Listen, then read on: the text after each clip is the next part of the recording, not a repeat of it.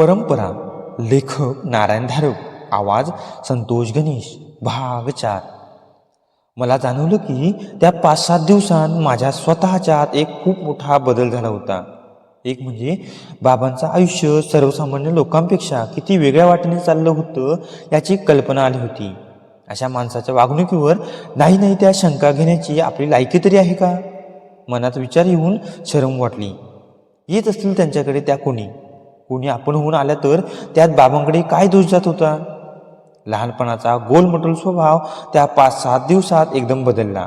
अनपेक्षित आघातांनी त्याचे कपचे उडाले होते, टवके उडाले होते. पण हेही खरं की आधीच्या भोळ्या स्वभावाला अनेक धारदार कडाही आल्या होत्या. हेही ध्यानात आलं की रोजच्या आयुष्यात सर्व प्रश्नांची उत्तरं मिळत नाही. तरीही जे झालं ते मला संपूर्ण अनपेक्षित होतं. माझी शाळा संपली होती. शिक्षण पुढे सुरू ठेवायचं का नाही, आणि सुरू ठेवायचं असेलच तर कोणता अभ्यासक्रम निवडायचा, दोन्ही प्रश्न अनुत्तरित होते. मी संध्याकाळचा परत आलो तर देवळात बाबा माझीच वाट पाहत थांबले होते. ये रे अंता, ते म्हणाले. बस, तुला काही सांगायचं आहे. मी त्यांच्याजवळ भिंतीला टेकून बसलो. माझ्याकडे एक काम आलं आहे, ते म्हणाले. त्यांच्या शब्दाचा अर्थ ध्यानात यायला 5-7 सेकंद जावे लागले. बाबा, मी म्हणालो. म्हणजे त्या रंगूबाईच्या वेळेसारखंच? हो, तसंच. पण बाबा, आजवर कधी सांगितलं नाहीत. आजच का सांगता आहात? अंता, एवी तेवी तुझा संबंध आलाच आहे, मग तुला काठाकाठावर का ठेवायचं? म्हणजे काय? म्हणजे असं, या खेपेस तू प्रत्यक्ष माझ्याबरोबर असणार आहेस. मी काहीच बोललो नाही. काय बोलणार? तोंडून शब्दच फुटत नव्हता. तुला भ्यायचं किंवा काळजी करण्याचं काहीच कारण नाही. तू फक्त एक निरीक्षक म्हणून तिथे असणार आहेस. पण काही गोष्टी अशा असतात की त्या नुसतं पाहणं सुद्धा फार अवघड जातं. बाबा, मला कशाला बरोबर नेत आहात? मी काही त्याचा आग्रह धरला होता का? मी काही उत्सुकता दाखवली होती का? अंता, तुझी आवड निवड, इच्छा अनिच्छा याला फारसं महत्त्व नाही. परंपरेने चालत आलेलं कर्तव्य तुला स्वीकारावंच लागणार आहे, पार पाडावंच लागणार आहे. मग आत्तापासूनच ते समजून घे की. आणि आता हे पुरे. तू माझ्याबरोबर येणार आहेस. आता ऐक. शहरात नाईक नावाची बडी आसामी आहे. शहराबाहेरच त्यांचा मोठा मळा आहे. मोठं फार्म हाऊस आहे. फार्म हाऊसवर कामाला नेहमी 15-20 माणसं असतात.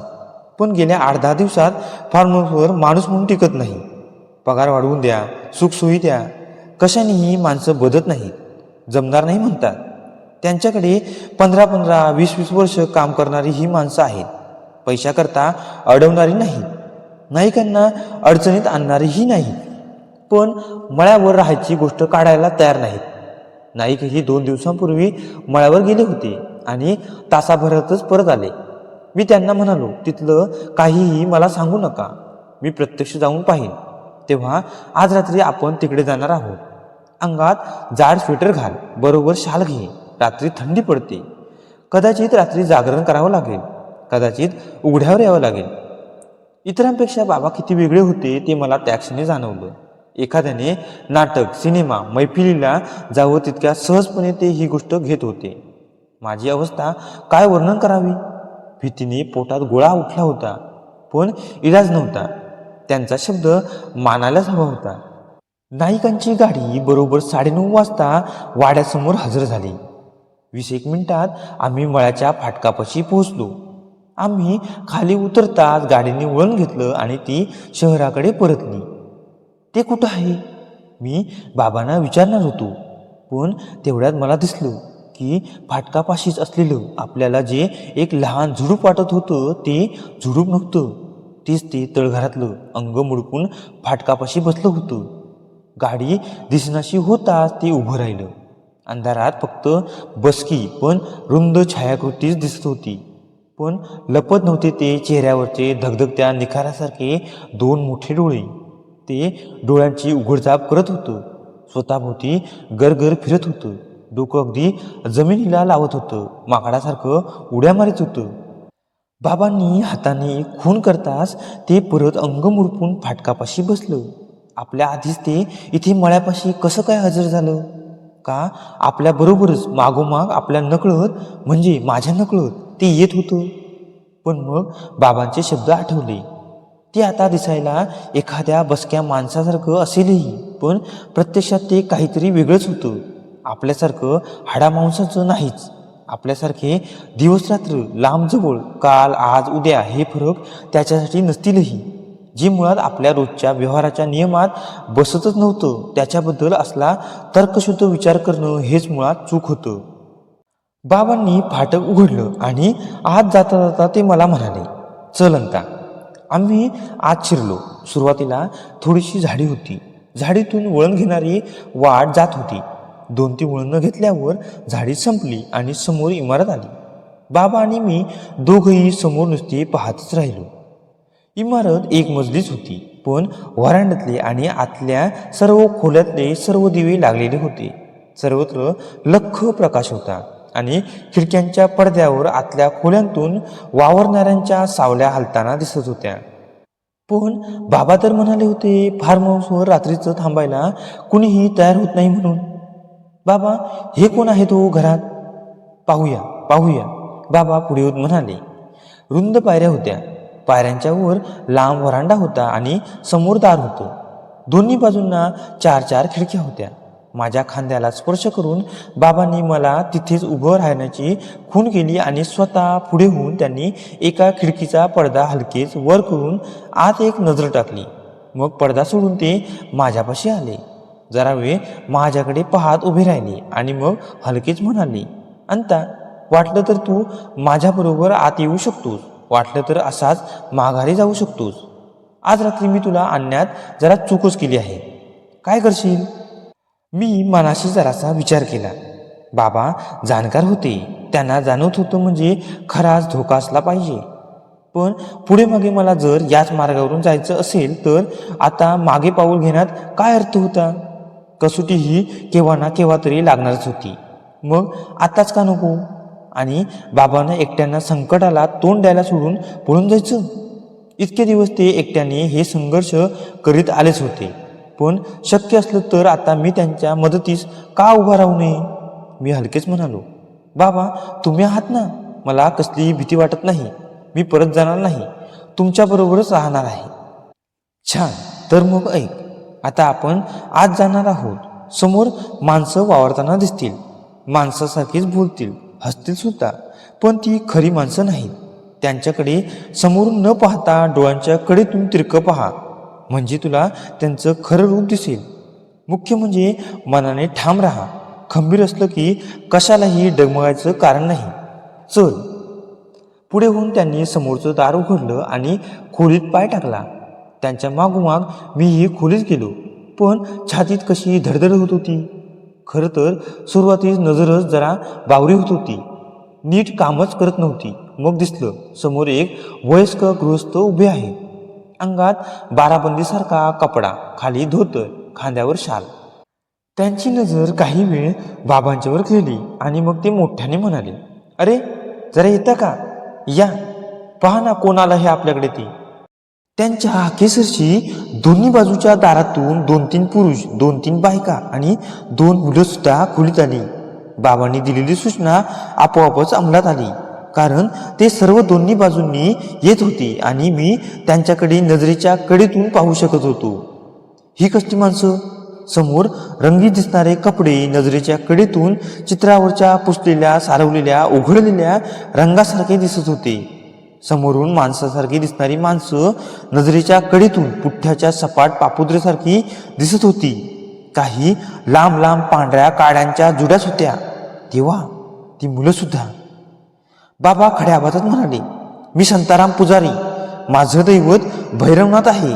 त्या भैरवनाथाचा मी पुजारी आहे. त्यांच्यात खसखस पिकली. कसलं हास्य! त्यात हसणारालाही आनंद नाही आणि ऐकणारालाही नाही. पत्र्यावर खिळा उडल्यासारखा अंगावर शहार आणणारा आवाज. आणि मग तोच तो शाळेतला माणूस त्या छद्मी आवाजात म्हणाला, मग काय आणलं आहेस की नाही तुझ्या दैवताला बरोबर? आसपासचा प्रकाश मंदावत होता. प्रकाश अगदी अगदी अंधुक होत असताना मला दिसलं त्यांचे मानवी आकार विरघळत आहेत. त्यांच्या जागी त्यांचे खरे हिडीस विद्रूप आकार उभे राहत आहेत. त्या अंधारातच तो आवाज पुन्हा आला, तुला माहीत नाही का की या वास्तूवर केवळ मृत्यूचीच सत्ता आहे?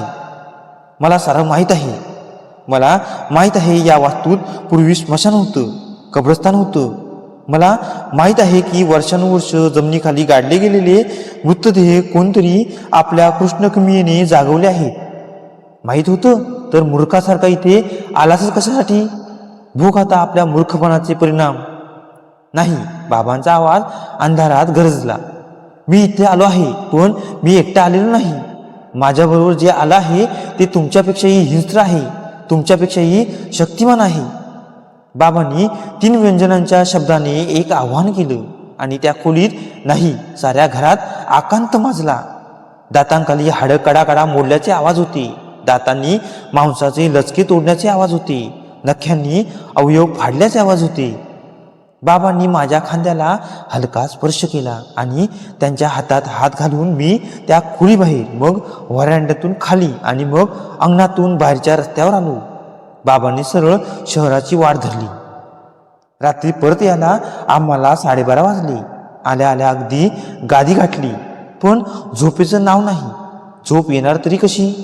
रात्रीतले अनुभव विलक्षण होते. आसपासचं परिचित जग एकदम उलथंपालथं झालं होतं.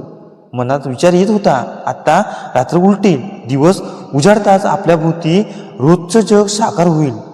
पण ते किती सीमित आहे, किती अरुंद आणि कोतं आहे याची एक दाहक प्रचिती रात्रीच्या अनुभवाने आली होती. जणू आत्तापर्यंत मी एकाच रंगाची दुनिया अनुभवत होतो. आता माझ्यासाठी हा सप्तरंगाचा वर्णपट खुला झाला होता. मी आत्तापर्यंत वर्तमानाच्या एकाच क्षणात जगत होतो.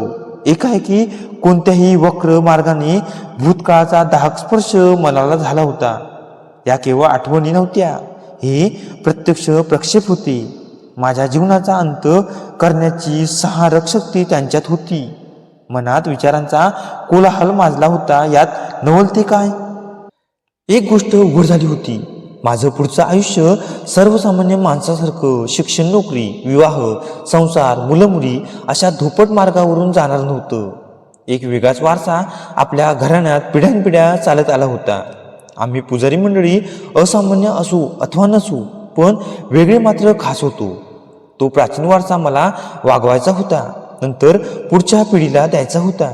रोजच्या जगातल्या सत्ता, संपत्ती, अधिकार, मानमान्यता, प्रसिद्धी यांना बाबांच्या लेखी शून्य किंमत का होती या रहस्याचा उलगडा आता मला झाला होता. पहाटेच्या पाण्यातलं स्नान, शारीरिक व्यायाम, मंत्रपाठांतर, मला तो बाबांचा जुलमी दुराग्रह वाटला होता. आता माझ्या ध्यानात आलं, शरीर आणि मन एका वेगळ्या साच्यात घडवण्यासाठी हे होतं. सुख आणि आराम यांची पूर्ण अनासक्ती. वजन पेलायला जसं शरीर घडवावं लागतं, तसं या नवीन संवेदना पेलायलाही मनही घडवावं लागतं. तेच बाबा करीत होते. कोशातल्या सुरवंटाचं एका रात्रीत फुलपाखरू होतं, तसंच आश्चर्यकारक रूपांतर त्या एका रात्रीत माझ्यात झालं होतं. अर्थात ही तर सुरुवात होती. यापुढे अविरत साधना होती, शिक्षण होते, संशोधन होतं, अनपेक्षित अनुभव होते. एक पण नक्की, आयुष्य सर्वसामान्य एक सूर्य असणार नव्हतं. येणारे दिवस नवीन आव्हान घेऊन येणार होते. ज्ञात आणि अज्ञात यांच्या सीमेरेषेवरून माझं आयुष्य मार्गक्रमणार होतं. माझ्यासारखे भाग्यवान अगदी अगदी विरळा असतील. भाग 4 समाप्त. परंपरा लेखक नारायण धारप, आवाज संतोष गणेश. मित्रांनो, आजचा हा या कथेचा शेवटचा भाग होता. तुम्हाला ही संपूर्ण कथा कशी वाटली ही तुम्ही कमेंट करून मला सांगू शकता. आणि अशा प्रकारच्या नवीन नवीन कथा ऐकण्यासाठी, पाहण्यासाठी चॅनलला सबस्क्राईब करून ठेवा. धन्यवाद.